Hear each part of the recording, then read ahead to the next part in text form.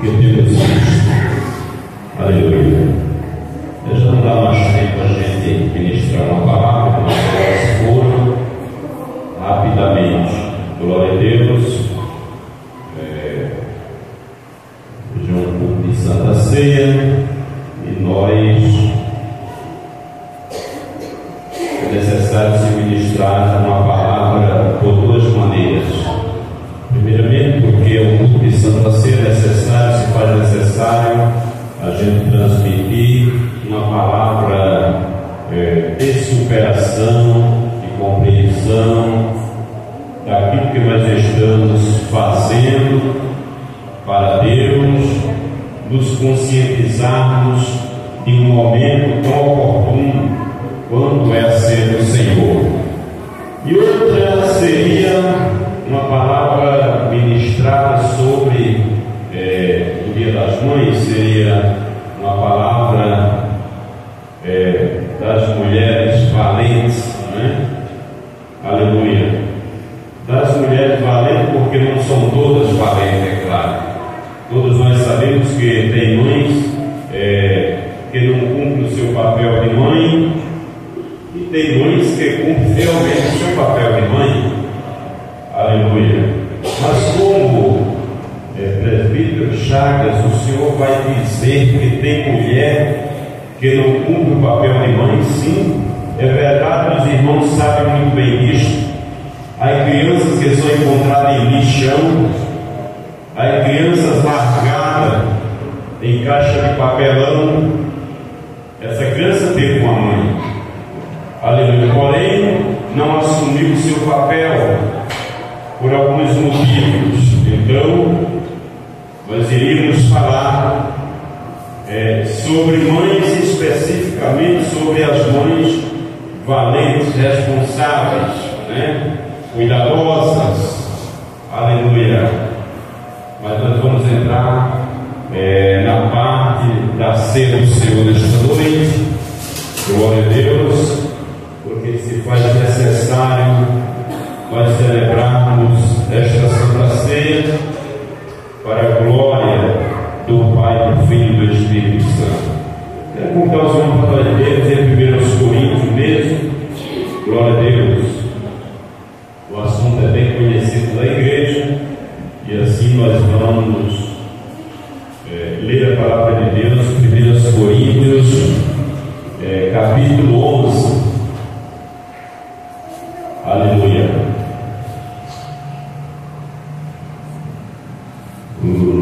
Aleluia, glória a Deus. 1 Coríntios, capítulo 11, verso 23, amém? Diz assim a palavra do Senhor: porque eu recebi do Senhor que também vos ensinei, que o Senhor Jesus, na noite em que foi traído, tomou o pão, e tendo dado graças, o partiu e disse: tomai e comei, isto é o meu corpo que é partido por vós, fazei isto em memória de mim. Semelhantemente também, depois de cear, tomou o cálice, dizendo: este cálice é o novo testamento do meu sangue, fazei isto todas as vezes que beberdes em memória de mim. Porque todas as vezes que comerdes este pão e beberdes este cálice, anunciais a morte do Senhor até que venha. Portanto, qualquer que comer este pão ou beber o cálice do Senhor indignamente, será culpado do corpo e do sangue do Senhor. Examine-se, pois, o homem a si mesmo, e assim coma deste pão e beba deste cálice. Porque o que come e bebe indignamente, come e bebe para a sua própria condenação, não discernindo o corpo do Senhor. Por causa disto há entre vós muitos fracos e doentes, e muitos que dormem. Porque se nós nos julgássemos a nós mesmos, também não seríamos julgados.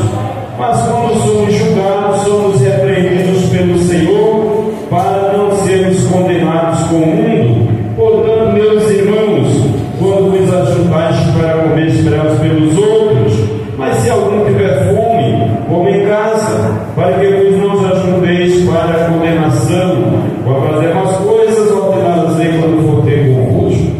Querido Deus Pai, te louvamos por esta palavra lida nesta noite, suplicando a tua direção e misericórdia para com todos nós, para que assim possamos, Pai, compreender o teu falar em nome de Jesus. Peço aos irmãos sempre um minutinho. Glória a Deus. Nós vemos, irmãos, que estamos diante de um ato que ele é muito sério, né? Muito sério e muito importante. Glória a Deus. Este momento em que iremos participar do corpo e do sangue do Senhor. Os irmãos que estiveram aqui na terça-feira, nós ministramos uma palavra referente à porta estreita. Aleluia. Esta porta estreita, irmãos, ela nos conduz numa direção de perfeição diante de Deus. Glória a Jesus. E essa perfeição da parte de Deus para conosco, ela vem de acordo com o nosso cuidado, no nosso dia a dia, na obra de Deus, no seu trabalho, naquilo que aprendemos da palavra de Deus. E a Bíblia, aleluia, diz lá em Tiago, capítulo 4, versículo 17, que aquele que sabe fazer o que é certo e não faz, comete pecado. Então, se nós sabemos fazer, irmãos, o que é certo e não fazemos aquilo que é certo, nós cometemos pecado. E a Bíblia nos afirma que pecado é iniquidade. Quando a Bíblia fala de pecado, ela está falando de iniquidade. Quando a Bíblia está falando de iníquo ou iniquidade, está falando de alguém que vive em uma prática contínua. E aí as coisas começam a acontecer ao contrário, porque o inimigo ele encontra uma brecha, um espaço para trabalhar. E aqui o apóstolo Paulo ele diz com todas as letras: por isto há entre vós muitos fracos e doentes. Esta fraqueza, irmão, ela é uma falta de fé. Esta fraqueza, ela é uma falta de um combustível. O combustível, aleluia, que faz nós crescer diante de Deus. Ela faz nos crescer espiritualmente, como também as bênçãos de Deus, elas vêm sobre nós quando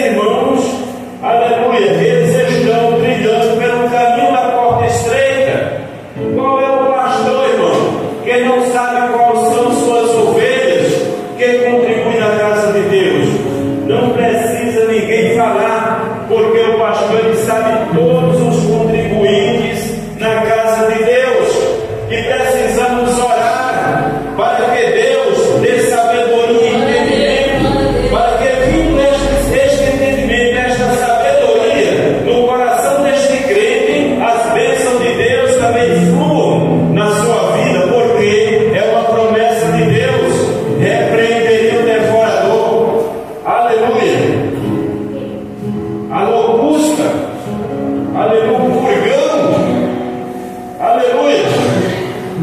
Às vezes, tem pessoas que ganham alto salário, irmão, e só vivem de cartão estourado, só vivem com dívida, só vivem com problema, só vivem com uma enfermidade. Quando acaba um problema, pensa que vai respirar, chega outro, e quando ele está resolvendo aquele, alguém liga e diz: eu estou em problema, preciso de solução. E às vezes você fica voando, procurando o que está acontecendo. O que será que está acontecendo? Nesta noite o Espírito Santo de Deus, ele vos diz o que está acontecendo. Bendito seja Deus. Aleluia. Essa enfermidade, as doenças, as turbulências, as preocupações, aleluia, a fraqueza espiritual, o cansaço na obra de Deus, aleluia. Muitos fracos e doentes, aleluia. E aqui, aleluia. Então diz: mas quando somos julgados, verso 32, somos repreendidos pelo Senhor, para não sermos condenados com o mundo. Este é o motivo, irmão. As lutas que vêm sobre nós quando estamos fazendo a atitude de alguém iníquo. O que é um iníquo? Alguém que diz: eu estou errado, mas Jesus me perdoa.